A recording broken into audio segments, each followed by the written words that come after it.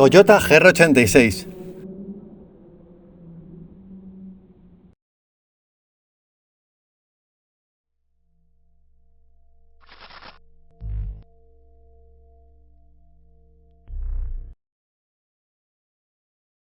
Muy buenas, bienvenidos a este nuevo vídeo.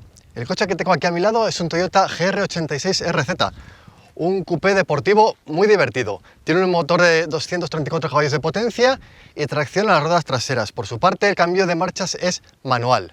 El Toyota GR86 es un coche que reúne un conjunto de características muy especiales. Su único rival real en el mercado es el Subaru BRZ. Se puede decir que ambos modelos son el mismo coche con logos diferentes. Y al margen del Subaru hay poco en el mercado que sea equiparable al Toyota. Por tipo de carrocería, algunas alternativas podrían ser el Audi TT, el BMW Serie 2 o incluso el Alpine A110. El Audi y el BMW son menos divertidos, eso sí, son más cómodos para el día a día o para afrontar viajes largos. El Alpine A110 sí que tiene ese sabor deportivo y esa conducción emocionante de la que hace gala el Toyota. Pero ambos modelos están separados por una diferencia de precio abismal, y eso sin contar con que hay diferencias mecánicas de bulto. La principal es que el Alpine lleva motor trasero y el Toyota delantero. A día de hoy, el único coche que quizá pueda competir con el Toyota GR86 tanto por precio como por enfoque es el Mazda MX-5. Eso sí, hay que tener en cuenta que el Mazda es un descapotable, es menos potente y tiene una puesta a punto menos deportiva que la del Toyota.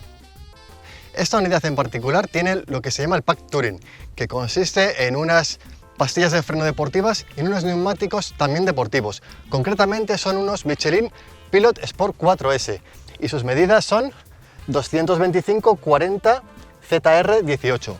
Y vamos a ver qué tal lo hace en la esquiva y en el slalom. Antes de seguir vamos a hacer un inciso sobre el equipamiento de este GR86.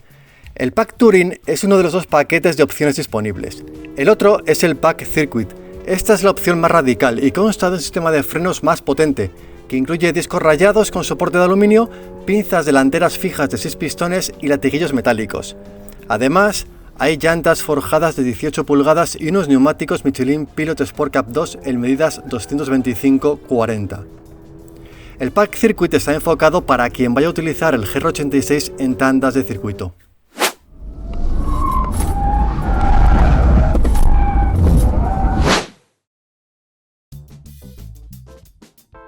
Slalom. Y vamos a ver qué tal lo hizo en el slalom. La salida está realizada con el control de tracción desconectado y gracias a ello las ruedas traseras patinaron un poco y así pude comenzar la marcha con la mayor aceleración posible. El GR86 se mueve con agilidad entre los conos. Me gusta especialmente lo bien que se puede modular la aceleración con el pedal del gas y lo precisa que es la dirección, así como el eje delantero en su conjunto. Aunque forcé un poco el ritmo de marchas, las ruedas delanteras apenas se deslizaron y el coche fue por donde yo quería en cada momento. El balanceo fue reducido y el eje posterior me ayudaba a redondear los giros. Al dar media vuelta, el control de estabilidad intervino y dejó al coche con poca capacidad de aceleración.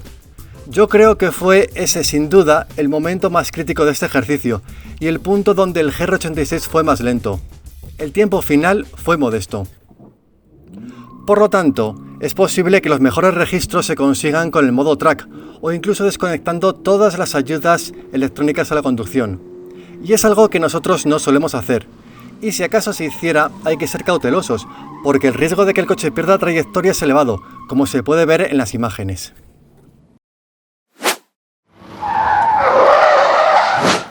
Esquiva. Esta primera pasada la hice de forma similar que en otros coches. Moví el volante con brusquedad, como probablemente muchas personas y yo mismo lo hiciéramos en una maniobra inesperada de emergencia. El resultado fue que el GR86 se descolocó claramente. El eje posterior deslizó y el sobreviraje me impidió realizar correctamente el ejercicio. Pues esta primera pasada un poco complicada, he entrado un poquito de prisa y después del volantazo que he pegado el coche se ha descolocado y ha sido un poco complicado llevar el coche entre los conos, como habéis visto.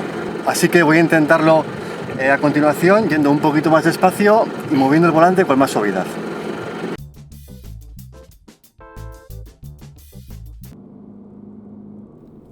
Me di cuenta de que este GR86 pide una conducción más precisa y fina, y así lo hice. Intenté mover el volante con más suavidad y no girar más de la cuenta. Y así es como conseguí la mejor pasada, a 75 km por hora, un dato normal para un coche tan deportivo. Más que el dato de velocidad en sí mismo, en este ejercicio valoramos la seguridad de reacciones.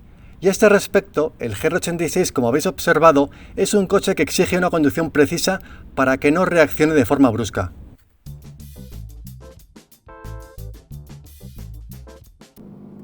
Hice otros intentos, aunque ninguno de ellos superó al anterior. Aunque conduje de forma suave, el eje trasero seguía dando un pequeño latigazo en el segundo cambio de apoyo. Como se puede ver en esos dos intentos a 73 y 74 km por hora.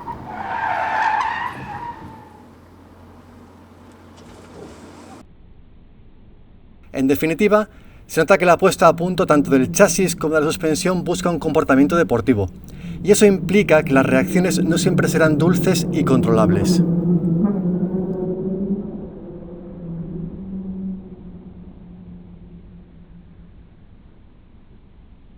Y en general este coche ha hecho relativamente bien tanto en la maniobra de esquiva como en el slalom. En el slalom el coche fluye con mucha rapidez entre los conos, la dirección es muy precisa y el balanceo de la carrocería bastante reducido. Solamente he encontrado un pequeño problema y es al dar media vuelta, ya que el control de tracción actuaba y dejaba el coche un poquito frenado. Por su parte, en la maniobra de esquiva me ha costado un poco encontrar el punto adecuado, la velocidad adecuada para pasar sin tirar ningún cono. Para conseguir un buen resultado he tenido que mover el volante con relativa suavidad para que así la trayectoria no se descompusiera, porque en los intentos que he hecho moviendo el volante con mucha brusquedad, el coche ha acabado sobrevirando y he tirado alguno de los conos. Pero en conjunto yo creo que es un resultado satisfactorio. El GR86 es una auténtica delicia. Para mí es un vehículo casi exclusivo en el mercado por su exquisita conducción y relativo bajo precio. Es cierto que su potencia no es enorme, pero corre lo suficiente como para divertirse. La clave de este coche no es lo que corre, sino su equilibrio entre potencia, tamaño y peso. Es un coche embriagador y puro. Es un coche para entusiastas del volante. Eso sí, no es un coche para viajar. Claro que se pueden hacer largos desplazamientos en él, pero hay que asumir que la suspensión es dura y que el ruido en el interior es elevado. Y hasta aquí el comentario de este vídeo. Si deseáis ampliar la información, os recomiendo la prueba que hemos publicado en km77.com. Ahí podréis encontrar muchas más impresiones de conducción, así como mediciones propias y una gran colección de imágenes exteriores y del interior. Gracias por llegar hasta aquí y nos vemos en el siguiente vídeo.